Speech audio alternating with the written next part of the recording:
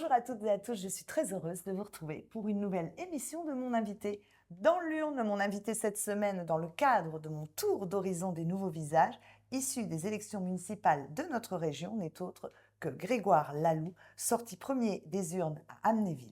Surprise qui n'en est pas véritablement une, tellement elle était annoncée par les spécialistes de la politique locale, mais nous y reviendrons bien évidemment. Bonjour Monsieur le maire. Bonjour Laurence. Alors, vous avez été élu avec 58,50% des suffrages, malgré le regroupement acrobatique des trois listes opposées à vous au premier tour. Vous apparaissez désormais sur l'échiquier de la Moselle comme un maire, on peut le dire, atypique. À 30 ans, vous n'en êtes pas votre première campagne, puisqu'après la dissolution de l'Assemblée nationale, vous étiez présenté aux législatives sous les couleurs du Rassemblement national. Un tour de chauffe qui n'est pas resté sans lendemain, avec aujourd'hui une élection confortable dans cette ville de plus de 10 000 habitants. Ancien membre du conseil municipal à Metz, on en reparlera dans quelques instants, vous êtes installé à Amnéville depuis septembre 2024. Parachutage de proximité qui ne vous a pas été préjudiciable, bien au contraire, puisque l'on vous retrouve dans le fauteuil qu'occupait il y a une vingtaine d'années maintenant l'emblématique docteur Kiffer.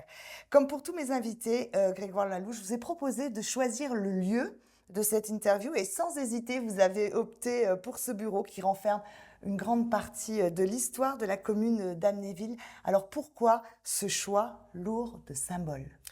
Comme vous l'avez dit, c'est un lieu chargé d'histoire, chargé de symboles. C'est un lieu où des décisions ont été prises par ceux qui m'ont précédé, évidemment Jean Kiffer.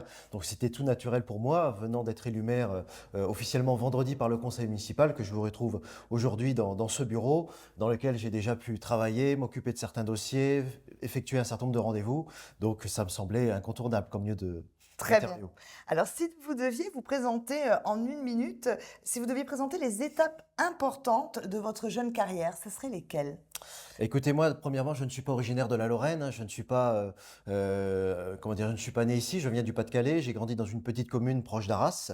Je suis arrivé à Metz, en Lorraine, en 2011, j'avais 16 ans à l'époque, pour des raisons familiales. Et vous voyez, c'est un petit peu le hasard de la vie qui m'a mené en Lorraine. Et par la suite, je me suis engagé en politique, je me suis investi là où j'étais à l'époque, en l'occurrence à Metz, et je me suis investi aussi à une certaine échelle, puisque j'ai été au conseil municipal.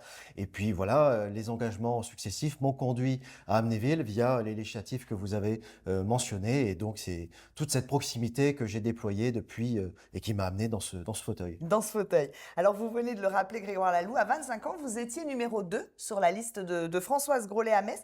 Comment êtes-vous passé de la préfecture de la Moselle à la cité de l'Acier ?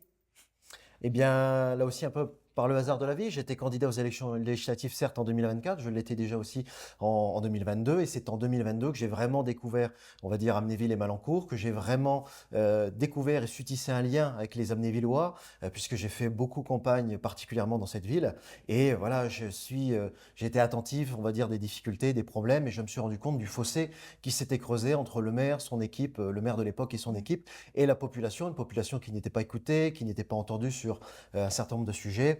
Et moi, j'ai eu la volonté de poursuivre cet engagement à leur côté, sur le terrain, à leur rencontre, à l'écoute. Et voilà, de fil en aiguille, j'ai pris la décision de venir m'installer ici parce que j'ai senti que je pouvais être utile et même très utile à Amnéville. Donc voilà le pourquoi du cheminement, si je puis dire. Voilà pourquoi vous êtes maintenant aujourd'hui ici. Un parachutage, alors on va dire osé, mais qui ne vous a pas empêché d'arriver à vos fins. Comment en moins de 2 ans, vous avez pu devenir, j'allais dire, un enfant d'Amnéville, parce que c'est ce que vous êtes, reconnu et apprécié par une part de la population, preuve en est. Vous savez, je pense que les gens, les Amnévillois et les Malencourtois jugent sur la sincérité. Jean Kiffer lui-même n'était pas Amnévillois d'origine. Il avait 30 ans aussi, donc il avait beaucoup d'éléments de vent contraire, on va dire, contre lui. Ce qui a fait, je pense, ce résultat. C'est d'ailleurs la même chose pour Jean Kiffer à l'époque. C'est encore une fois la proximité, c'est-à-dire être sur le terrain, à la rencontre des gens, sans mépris pour leurs préoccupations, mais justement dans cette écoute de leurs préoccupations et de pouvoir retranscrire, synthétiser tout ça, eh bien dans un combat politique, dans un programme qui précisément ressemble aux Amnévillois, aux Malencourtois, leurs préoccupations au quotidien. Donc c'est tout ça, ce travail sur le terrain, cette présence, cette proximité qui a fait le gros du travail, si je puis dire, bien avant la campagne, bien sûr, parce que je n'ai pas commencé 2 mois avant les élections, mais à la fin, c'est ce qui a été reconnu, je pense, par les électeurs. Ah, très bien. Alors, depuis des années, Amnéville a bénéficié de ressources importantes, Grégoire, issues essentiellement du centre de loisirs, hein, après avoir bénéficié des apports substantiels de la sidérurgie. Une bonne santé des finances attachée à l'attractivité de ce site unique dans le Grand Est, c'est pas risqué de compter aujourd'hui que sur l'apport providentiel de cette attractivité touristique. Il n'y a pas un risque? Ah, vous avez raison de souligner qu'effectivement, il y a une problématique sur cette unique recette, on va dire, enfin pas unique, mais cette recette qui fait beaucoup, notamment via le casino d'Amnéville. Donc c'est vrai qu'on a vu que ça pouvait conduire à une situation de fragilité à l'occasion du Covid, par exemple, avec la fermeture, où là les recettes ont baissé drastiquement, mettant Amnéville et ses finances dans de graves difficultés. Donc c'est une question que nous avons en tête, une réflexion que nous allons mener avec mes équipes pour là aussi diversifier autant que faire se peut ces recettes, continuer le développement d'Amnéville de Malencourt et bien entendu le centre de loisirs dans lequel nous allons jouer un rôle important en tant que ville Mhm. précisément. Donc ça va être tout l'enjeu de ce prochain mandat, des prochaines années et nous allons nous mettre à la tâche avec l'ensemble de mon équipe et retrouver cette dynamique qu'on avait autrefois à Amnéville. Très bien. Alors, vous allez siéger au sein de la puissante société publique locale, destination Amnéville, aux côtés du président du département de la Moselle, qui a, semble-t-il, organisé votre opposition au second tour des élections. C'est pas trop compliqué, la perspective de cette cohabitation un peu contre nature avec Patrick Weiten? Alors, semble-t-il, effectivement, c'est le moins qu'on puisse dire. Mais écoutez, Monsieur Patrick Weiten a tenté un coup politique, un coup électoral, qui a été sévèrement, bon, enfin, en tout cas largement rejeté par les Amnévillois et les Malencourtois, qui ont vu un petit peu une ingérence quelque part dans leurs affaires. Donc, moi, j'ai toujours dit pendant toute la campagne, et je continue à le dire, que je travaillerai naturellement en bonne intelligence avec tout le monde, puisqu'il s'agit de l'avenir du territoire, de l'avenir de notre ville, l'avenir des emplois, de fait de créer de la richesse, d'être en contact avec les entrepreneurs, donc de poursuivre ce développement économique, parce que c'est toute la Moselle qui est en jeu aussi. C'est aussi voilà, le premier site touristique de la région Grand Est. Donc voilà, il y a beaucoup d'enjeux. Et moi, encore une fois, j'aurai ça en tête. Le temps de l'élection est terminé. Le grand théâtre est terminé. Donc moi, je suis au travail pour défendre les intérêts d'Amnéville et de Malencourt, de la Moselle et voilà, de ce tissu économique.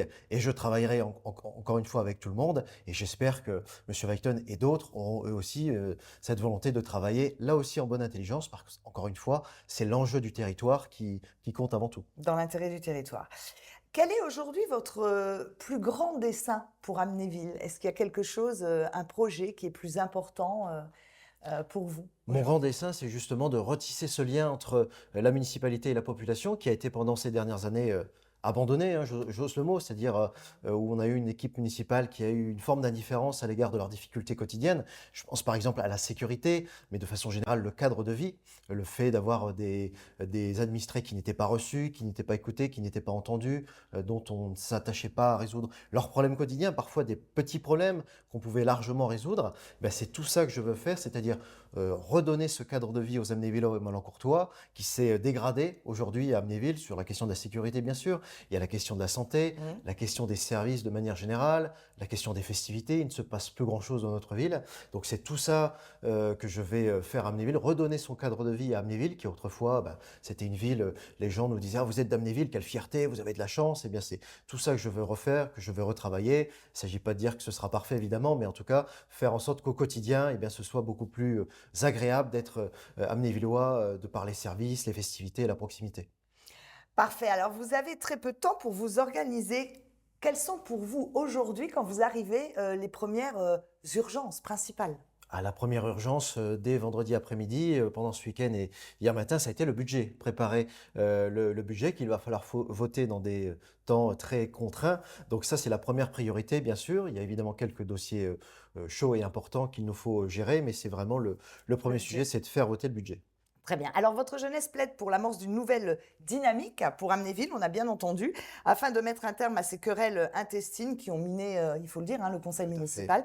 Comment vous allez procéder pour devenir un homme de rassemblement avec une étiquette qui est aujourd'hui encore assez clivante? Bah, le rassemblement, ça a été l'autre leitmotiv, si je puis dire, de ma campagne, et c'est d'ailleurs ainsi que s'intitulait ma liste, Rassemblement pour Amnéville-Malencourt. C'est un rassemblement que j'ai effectué déjà sur ma liste, sur les colistiers qui étaient les miens, qui ne sont pas forcément des adhérents du Rassemblement national, qui viennent Mhm. d'autres horizons. Moi, je les ai rassemblés autour de ma personne, de mon projet pour Amnéville, de ma vision pour Amnéville. Donc, j'ai commencé ce rassemblement. Le résultat des élections montre que ce rassemblement a porté ses fruits, Oui. puisque j'ai je l'ai emporté avec près de 60%, avec une participation d'ailleurs importante dans ces municipales à Amnéville. Donc ce rassemblement, je l'ai bien en tête, je l'ai amorcé lors de cette élection et j'entends le poursuivre au conseil municipal, j'entends le poursuivre avec l'ensemble de la population et sur le travail qui va être le mien pendant ces 6 ans, 7 ans même d'ailleurs. Voire 7 ans. Voilà. Alors, l'Assemblée nationale reste à terme un objectif pour vous, oui ou non? Alors comme je l'ai dit dans cette campagne électorale, moi je serai maire du début à la fin de mon mandat, donc je ne serai évidemment pas candidat aux élections législatives l'année prochaine. Pour répondre très concrètement à la question, je jouerai un rôle bien entendu, je vais m'engager dans ces élections législatives, mais peut-être comme suppléant tout au plus. Mais voilà, je ne serai pas candidat aux élections législatives pour être député l'an prochain. Le soir de votre élection, j'ai envie de vous demander, Grégoire, quelle a été votre première pensée? Ma première pensée, elle a été pour mon grand-père paternel, qui n'est malheureusement plus de ce monde, mais avec qui, très jeune, très très jeune, je parlais de politique, je parlais de tout. Je passais beaucoup de temps avec lui, et c'est les premiers échanges que j'ai eu en matière politique avec quelqu'un, des échanges qui étaient plutôt contradictoires puisque nous n'étions pas sur le même créneau. Mais en tout cas, c'est la première pensée que j'ai eue pour lui, parce qu'au-delà des différences, ça restait mon grand-père, et je pense qu'il serait fier de voir son petit-fils aujourd'hui être engagé à un tel niveau. Évidemment. On va passer à la deuxième phase de cette interview avec l'énumération d'un certain nombre de personnalités. Donc, un simple commentaire de votre part à chaque fois, Grégoire, si vous Oui. voulez bien. Ça nous permettra un peu de mieux cerner vos engagements. Est-ce que vous êtes prêts? Bien sûr. C'est parti? Allez, Charles de Gaulle. Charles de Gaulle, c'est une source inépuisable d'inspiration, le patriotisme, l'indépendance nationale, la France éternelle, donc c'est évidemment une référence qui me parle énormément. François Mitterrand. François Mitterrand, c'est malheureusement, je le crains, le début de nos ennuis, ou en tout cas l'accélération. Emmanuel Macron. Emmanuel Macron, c'est l'inverse de Charles de Gaulle, c'est le sabotage de la souveraineté française, donc ce n'est évidemment pas un modèle. Jean-Luc Mélenchon. Jean-Luc Mélenchon, pourquoi tant de haine à l'égard de notre pays? Giorgia Meloni. Giorgia Meloni, c'est assurément une personnalité italienne qui travaille beaucoup pour son pays, qui fait beaucoup de choses, qui a su amorcer un tournant pour son pays, la stabilité politique déjà, le redressement économique, a priori, et les Italiens semblent en être satisfaits, donc on verra ce que décident les Italiens ensuite. Marine Le Pen. Marine, évidemment, c'est un formidable exemple, une source d'énergie, une force de conviction. Je me suis engagé pour elle. Au Rassemblement national historiquement. Donc c'est une personnalité évidemment à laquelle je suis attaché et qui j'espère sera l'année prochaine à l'Élysée. Jordan Bardella. Jordan Bardella, écoutez, génération Bardella, j'ai envie de vous répondre. Il a 30 ans comme moi, on a même un jour d'écart, on est de la même année. Donc évidemment, je m'inscris là aussi dans sa lignée quelque part, puisqu'il est président du Rassemblement national à 30 ans et j'ai la chance à 30 ans d'être maire d'Amnéville. Alors on va revenir un petit peu, Grégoire, sur le plan régional. Jean Kieffer. Jean Kieffer, c'est un modèle d'un point de vue local, un modèle de proximité, un modèle de volontarisme politique. C'est un homme politique qui a obtenu des résultats tout en écoutant sa population. Franck Leroy. Franck Leroy, comment dire, pour l'avoir côtoyé au conseil régional en tant que collaborateur d'élu, je dirais que je trouve parfois qu'il ne rentre pas assez dans le costume de président, notamment lors des séances de conseil régional où il est un petit peu, pas toujours très équilibré, je trouve. François Grosdidier. François Grosdidier, on s'est beaucoup vu au conseil municipal de Metz, on s'est combattu, parfois assez durement, mais je pense toujours dans le respect en tout cas. Melchior Belhaddad. Dernier round. Laurent Jacobelli. Laurent Jacobelli, c'est un ami, c'est quelqu'un avec qui j'ai travaillé pendant toutes ces années, auprès de qui j'ai beaucoup appris et dont je suis fier là aussi d'avoir appris, puisque c'est un élu, c'est un député, c'est un porte-parole de talent, et je suis fier d'avoir fait toutes ces années avec lui et d'avoir son amitié. Alors Grégoire, généralement pour finir mes interviews, je demande toujours à mes invités un mot qui les incarne, un mot qui a un peu du sens pour vous dans cette vie aujourd'hui, ou qui représente vos valeurs, peu importe. Mais un mot qui a du sens pour vous, ça serait quoi? Un mot qui a du sens pour moi, c'est le patriotisme. C'est-à-dire j'aime mon pays, j'aime la France, et c'est au nom de cet amour, de ce dévouement que je me suis engagé en politique. C'est pour défendre c'est les valeurs de mon pays, défendre mon pays en toutes circonstances, que ce soit dans différentes élections. Donc c'est vraiment le mot qui peut-être me définit le mieux, en tout cas je l'espère.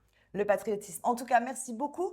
Merci Grégoire à Laloux vous. de m'avoir accueilli aujourd'hui. Je vais dire monsieur le maire pour terminer Merci cette beaucoup. interview. Avec plaisir. Et puis moi je vous dis à la semaine prochaine, nouveau lieu évidemment avec un nouvel invité. Merci beaucoup pour votre fidélité et puis je vous dis donc à très vite.